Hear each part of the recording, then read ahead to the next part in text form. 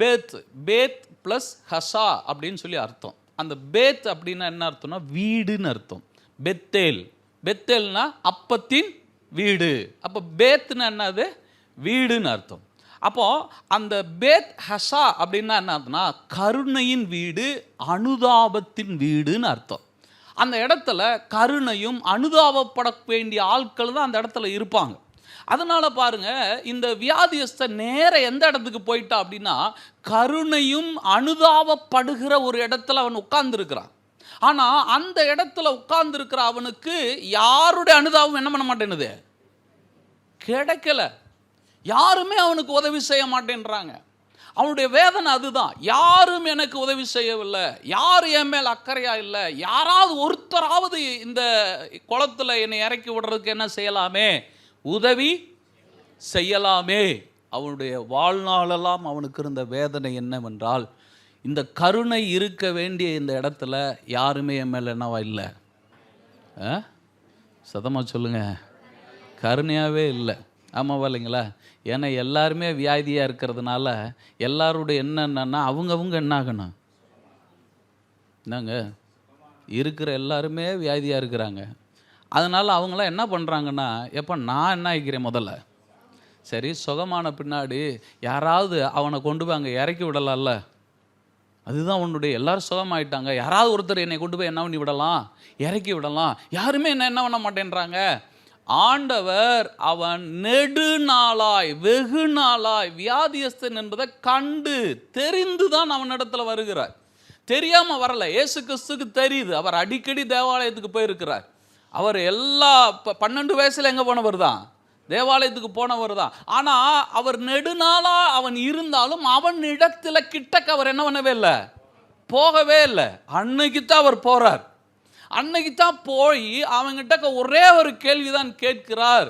என்ன கேள்வி கேட்கிறார் என்றால், நீ சுகமாக வேண்டும் என்று விரும்புறியா?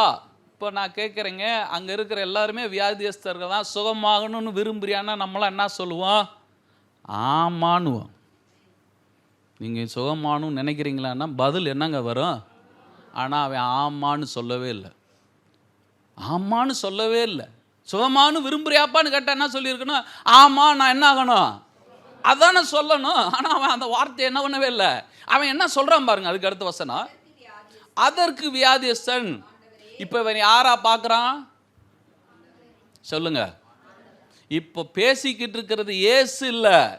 இயேசுவை பற்றி அவனுக்கு நல்லாவே தெரியுது. இவர் அநேகரை என்னாக்கி இருக்கிறாரு, சுகமாக்கி இருக்கிறாரு, விடுதலையாக்கி இருக்கிறாரு. அதனால தான் அவன் இயேசுன்னு சொல்லாம தீர்க்கதரிசின்னு சொல்லாம என்னன்னு சொல்றான்? ஆண்டவரே என்றான், காட்ன்றான், தேவன்றான். அவனுக்கு தெரியுது இவர் யாருன்னு, ஆண்டவர். இப்ப சொல்லுங்க, அவன் தேவனை தெரியாதவனா? தேவனை நல்லா தெரிஞ்சவன். ஆண்டவரே அப்படின்றான். ஆண்டவரேன்னு கூப்பிடுறான். தெளிவாக தான் கூப்பிடுறான். கரெக்டாக தான் ஆண்டவர்னு கண்டுபிடிச்சிட்டான். ஆண்டவர்னு கண்டுபிடிக்கிறதே பெரிய விஷயங்க. தெரியுமா அது உங்களுக்கு? நிறைய பேருக்கு அதுலேயே டவுட் இருக்கும். ஏசுதானா? எது முருங்கை மரத்தில் இருக்குமா அதுவா? இது புளிய மரமாக இருக்குமா? அதில் கூட நிறைய பேருக்கு என்ன இருக்குது, டவுட் இருக்குது. யார் தேவன்றதே அவங்களுக்கு பிரச்சனை தான். ஆனால் இவனுக்கு அந்த பிரச்சனையெல்லாம் இல்லை. ஆலயத்துக்குள்ளே உட்கார்ந்துருக்கிறான், பெதஸ்தா குளத்தில் உட்கார்ந்துருக்கிறான். வந்திருக்கிறவர் யாருன்றது அவன் தெரியுது. சதமாக சொல்லுங்க, ஆண்டவர்னு தெரியுது. அப்போ நீ விரும்புறியான்னு கேட்டது யாரு தெரியுங்களா? கேட்கல. பக்கத்தில் இருக்க, நீ சுகமாக வேண்டும்னு விரும்புறியான்னு கேட்டவர் யாரு தெரியுமா? இப்போ ஒரு விஷயத்தை தெரிஞ்சுக்கொள்ளுங்க, ஆண்டவரே வந்து கொடுக்க வரல, உனக்கு ஏதாவது விருப்பம் இருக்கான்னு கேட்க வர்றார். நல்லா புரிஞ்சுக்கணும். நம்முடைய வாழ்க்கையில் நம்ம என்ன நினச்சிக்கிறோன்னா, அதான் நடக்கணும், அதான் வரணும், அதான் பார்த்து. அவன்கிட்ட கேட்ட கேள்விக்கு அவன் பதிலே சொல்லலை. இப்போ என்ன சொல்லியிருக்கணும்? ஆண்டவரே ஆமுன்னு இருக்கணும். அதான் அவன் சொல்லியிருக்கணும். ஆமாவா இல்லைங்களா? அவங்க இன்னொரு இடத்துல பாருங்கள், ஒரு தீயில தண்ணீர் தள்ளி விட்ட அந்த மனுஷங்கிட்ட ஆண்டவர் கேட்குற, இவனை சுகமாக்க என்னிடத்தில் வல்லமை உண்டு, நீ என்ன பண்ணுறியா, விசுவாசிக்கிறேன்னு கேட்டோன்னு அவன் என்ன சொன்னான்? ஆமுன்ட்டான். ஆனால் இவன் என்னன்னு சொல்லலை, ஆமுன்னு சொல்லலை. ஆமுன்றதுக்கு பதிலாக அவன் என்ன சொல்கிறான் பாருங்க, என்ன சொல்கிறான்?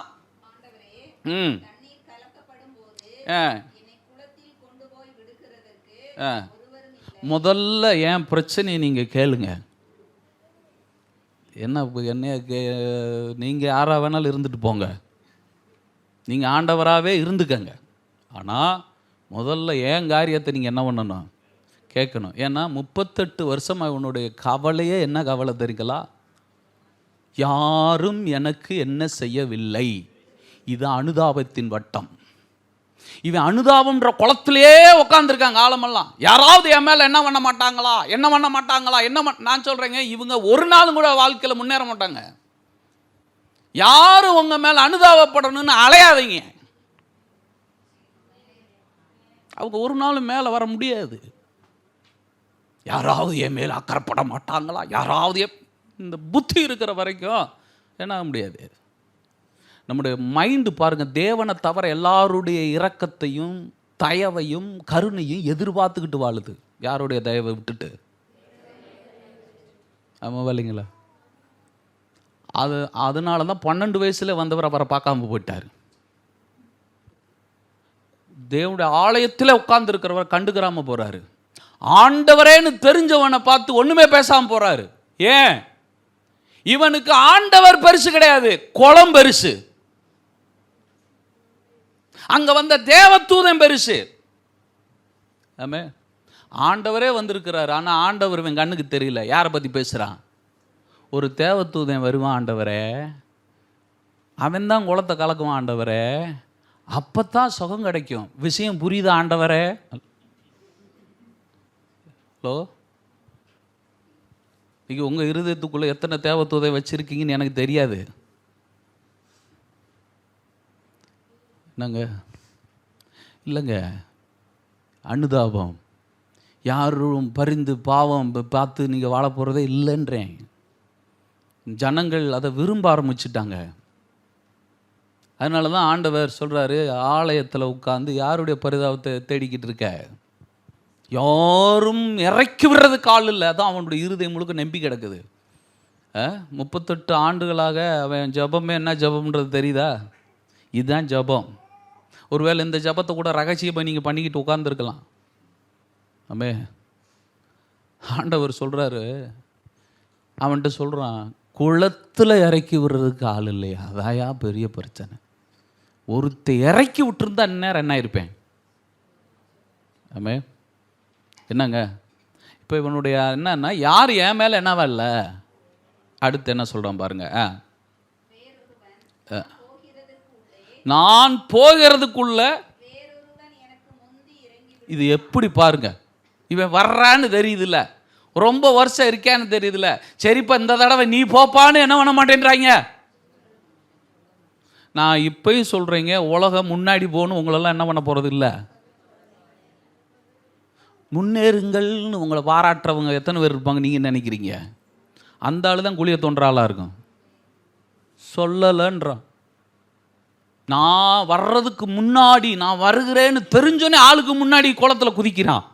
ஆமே, என்னங்க இவனோட பிரச்சனை என்னன்றதை கர்த்தர் பார்த்துட்டு தான் அவங்ககிட்ட கேட்குறாரு. முதல்ல நீ விரும்புகிறையா? உன் விருப்பத்தை பற்றி பேசு. ஆனால் அவன் சொல்கிறான், விருப்பத்தை பற்றியெல்லாம் என்னால் பேச முடியாது, எனக்கு பிரச்சனையை பற்றி தான் பேசி பழக்கம். நடக்க போகிறது தான் விருப்பம். அவர் நடக்க போகிறத பற்றி பேசுன்றாரு. ஆனால் அவன் எதை பற்றி பேசுகிறான்? கேட்கல. நடந்துக்கிட்டு இருக்கிறத பேசுகிறான். நான் சொல்லுகிற விசுவாச வாழ்க்கைன்னு என்ன தெரியுங்களா? நடக்க போகிறதை பேசுறது.